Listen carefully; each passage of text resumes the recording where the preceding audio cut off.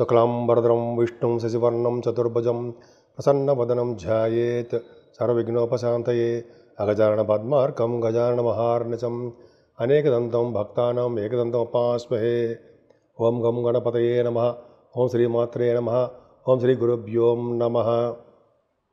మనం ఇప్పుడు జూన్ 29 నుంచి జూలై 5వ తారీఖు వరకు కూడా ఆ వారం రోజులు గ్రహాల ప్రభావం తెలుసుకుందామండి. దానికంటే ముందర నా పేరు వాడరేవ్ ఆదినారాయణరావు శర్మ. ధనుర్రాశి వాళ్ళకి ఈ వారం మొత్తం కూడా చాలా బాగుందండి. గురుడే మీ రాశిని చూడడం వల్ల సర్వదా శ్రేయస్కరంగా, ఆనందకరంగా, అభివృద్ధికరంగా మీరు ఉండి తీరుతారు. పైగా మీ సెకండ్ హౌస్ లార్డ్ 4th భావంలో ఉన్నాడు కాబట్టి విదేశాలు వెళ్ళడానికి అవకాశాలు 100కి 100 పాళ్ళు ఉన్నాయి. అంటే పాళ్ళు కాదండి, సరదాగా చెప్తుంటే బలమైన కాన్ఫిడెంట్గా ఉన్నాను కాబట్టి మీకు విదేశాలు వెళ్ళడానికి అవకాశాలు శనీశ్వరుడు ఇచ్చాడు.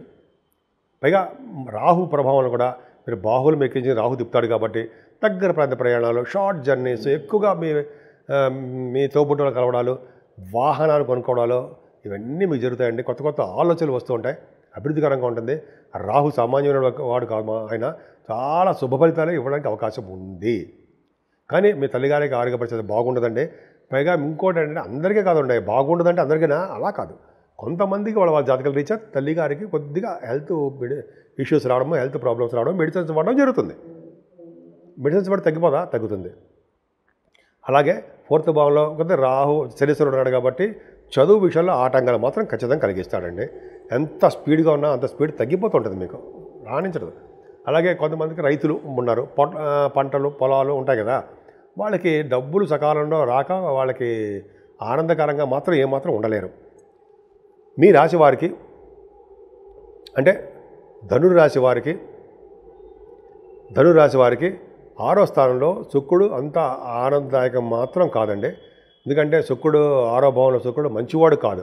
చెడు ఆలోచనలు, చెడు స్వభావము, చెడు యొక్క ప్రవర్తన ఉండడానికి కొంతమంది వాళ్ళ జాతకాల రీత్యా ఆధారపడి ఉంటుంది. ఏదైనా 7వ స్థానంలో రవి ఒక్కడు తప్పుండోయి గురుడు ఉన్నాడు, అదే అదృష్టం. రవిగులు ఉండడం వల్ల భార్యాభర్తల అనురాగం బాగుంటుంది, వివాహాలు చేసుకుంటారు, కొత్త కొత్త సంబంధాలు కుదురుతాయి, వివాహ వేడుకల్లో మీరు పాల్గొంటారు. చాలా బాగుందండి, అందులో డౌటే లేదు. మీ వ్యాపార అభివృద్ధి కూడా చాలా బాగుంటుంది, వ్యాపార విస్తరణ కూడా చేసుకుంటారు మీరు. అలాగే బుధుడు అష్టమంలో ఉన్నాడు. అష్టమ బుధుడు ఉంటే విదేశాల్లో సెటిల్ అయిపోతారండి. తర్వాత శ్రీమన్నారాయణ విష్ణుమూర్తిని కొలిస్తే మరింత అభివృద్ధికరంగా బ్రహ్మాండంగా ఉంటుంది. విదేశాల్లో సెటిల్ అయిపోవడము, విదేశాల నుంచి కరెన్సీ రావడము, గవర్నమెంట్ ప్రొఫెషన్లో ఉండడము, దీర్ఘాయుర్దాయానికి కలగడానికి కారణం బుధుడే. బుధుడు అష్టమ స్థానంలో ఉన్నాడంటే మీరు దీర్ఘాయుర్దాయం ఉన్నట్టే చూసుకోండి. అంతేకాదండి, మీకు భాగ్యస్థానంలో కుజుడితో కలిసి కేతుతో కలిసి చంద్రుడు, చంద్రమంగళ యోగం 30 తారీఖు 1st తారీఖు అతని కేతు ప్రభావం వల్ల జనరల్గా ఏంటంటే మీ వ్యాపారాభివృద్ధి బ్రహ్మాండంగా ఉంటుందండి. ముఖ్యంగా రియల్ ఎస్టేట్ రంగంలో ఉన్న వాళ్ళకి భూములు, రియల్ ఎస్టేట్ రంగంలో ఉన్న వాళ్ళకి వాహనాలు, అలాగే అపార్ట్మెంట్లు కొనుక్కోవడానికి అవకాశం ఉంది. భాగ్యస్థానం కదండి, దూర ప్రాంతాలు వెళ్ళడము, హయ్యర్ ఎడ్యుకేషన్ చేసి విదేశాలు సెటిల్ అయిపోతూ ఉంటారు కొంతమంది. అంతేకాకుండా మీరు కూడా చాలా మంచి యోగవంతులుగా ఉంటారండి, మీరు అదృష్టవంతులుగా ఉంటారు, తీర్థయాత్రలు బాగా చేస్తుంటారు. కానీ ప్రొఫెషనల్గా థ్రిల్లింగ్ ఉండదు మీకు. అబ్బా మనం పని చేయాలా అన్నట్టుగా ఉంటారన్నమాట. మరి పని చేయక తప్పదు కదండి, చేయాలిగా. ఎంత పని చేస్తే, ఎంత కష్టపడి పని చేస్తే అంత అభివృద్ధి ఉంటుంది. మీ కష్టాన్ని మీరు నమ్ముకోండి, మమ్మల్ని నమ్మద్దు, బ్రహ్మాండంగా సక్సెస్ అవుతారు. మమ్మల్ని నమ్మండి. కానీ మేము చెప్తూ ఉంటాం, ఉదాహరణ అదే కొన్ని చెప్తూ ఉంటాం, ఆచరిస్తూ ఉందాం. భయపడాల్సిన అవసరం ఏమీ లేదు ఇందులో.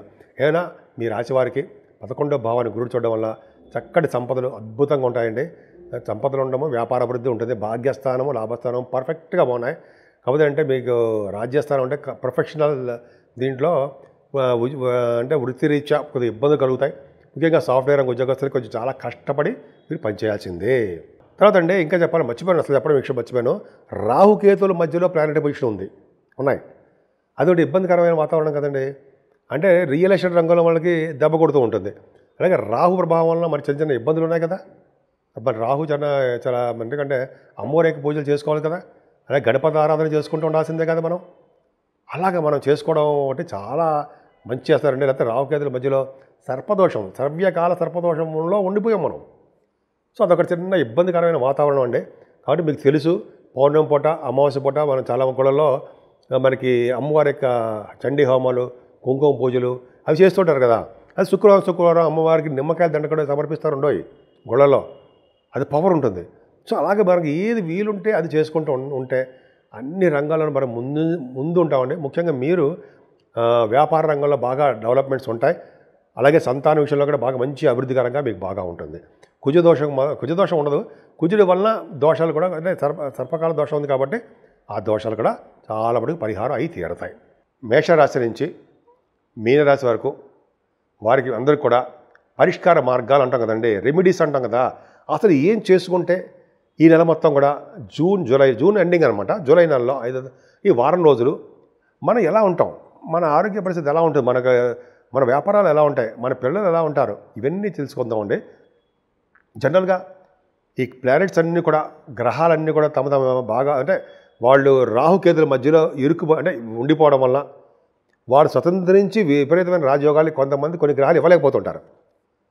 ఈ రాహుకేతుల మధ్యలో ఉండిపోవడం వల్ల సర్పదోషం ఏర్పడిపోయింది. ఇంతకుముందు కుజుడు కూడా ఉండిపోవడం వల్ల కుజుడు కూడా సర్పదోషం ఏర్పడిపోయింది. కానీ కుజుడితో కలిసి ఉండడం వల్ల కేతువు కూడా ఉండడం వల్ల కేతువుతో కలిసిన రాహుకేతులు ఉండడం వల్ల సవ్యకాల సర్పదోషం ఏర్పడిపోయింది.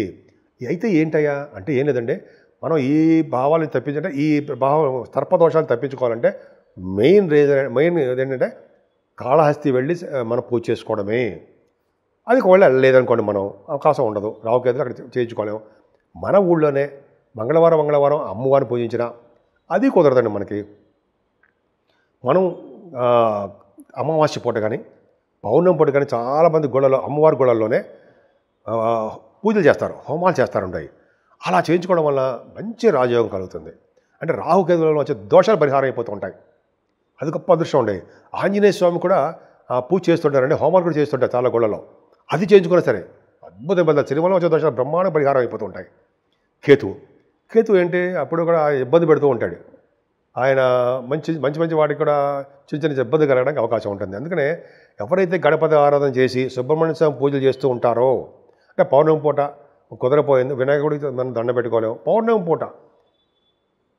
పూట పైగా పౌర్ణమి తర్వాత రోజు వచ్చే చవితి పూట అందాం, పౌర్ణమి చవితి సంకటహర చతుర్థి అంటాం. ఆ రోజు గరిక స్వామివారికి సమర్పించిన మల్లె పువ్వులు వినాయకుడితో సమర్పిస్తే వాళ్ళు అద్భుతమైన ఫలితాలు ఉంటాయని చెప్పి అంటారు, సందేహం లేదు. అలాగే సుబ్రహ్మణ్య స్వామి ఆరాధన చేసుకున్న ముఖ్యంగా శివుడికి మల్లె పువ్వులతోటి అలాగే తులసి దళాలతోటి మారేడు దళాలతోటి ఎవరు పూజ చేస్తారో వాళ్ళ ఇంట్లో స్థిరమైన లక్ష్మి ఉండడమే కాకుండా సంపూర్ణమైన ఆరోగ్యవంతులుగా ఉంటారు అని తెలుస్తోంది. అంతేకాకుండా వెంకటేశ్వర స్వామి ఆరాధన చాలా ఇంపార్టెంట్. కలియుగంలో పూజించవలసిన దేవుడు ఎవరంటే వినాయకుడు, అమ్మవారు, అలాగే వెంకటేశ్వర స్వామియే. వెంకటేశ్వర స్వామి పూజ చేసుకోవడం వల్ల, ఆయన గుడి దగ్గర ధ్వజస్తంభం దగ్గర అఖండ దీపారాధన చేసుకోవడం వల్ల, స్వామివారికి తులసి మాల సమర్పించడం వల్ల, తులసి దళాలతో పూజ చేయడం వల్ల, స్వామివారికి మంచి అద్భుతమైన మల్లెపూలతో పూజ చేయడం వల్ల, మల్లెపూల దండ సమర్పించడం వల్ల, మారేడు దళాలతో కూడా పూజ చేయడం వల్ల స్థిరమైన లక్ష్మి ఇంట్లో ఉండడమే కాకుండా స్వామివారి యొక్క కరుణా కటాక్షాలు ఉండి తీరుతాయన్నది సందేహం లేదు. సో ఆ విధంగా 12 రాశుల వాళ్ళకి మనం మనకి తహా తగ్గట్టుగా మనకి భగవంతుడు ఇచ్చిన ప్రసాదంగా స్వీకరిస్తూ మనకి ఏ దేవుడు ఇష్టం ఉంటే ఆ దేవుడికి పూజ చేసుకుంటూ నిమగ్నమైపోయి భక్తి శ్రద్ధలతో చేస్తే ఆ పూజ ఫలిస్తుంది. ఈ విధంగా అన్ని రాసుల వాళ్ళకి చాలా బాగుండాలని, అన్ని రంగాల్లో కూడా ముందంజలో ఉండాలని, ప్రతి శుభ విషయాలు వాటంతా అవే కలిసి వచ్చి మీరు ఆనందప్రదంగా ఉండాలని ఉంటారని కూడా నేను మనస్ఫూర్తిగా కోరుకుంటున్నాను.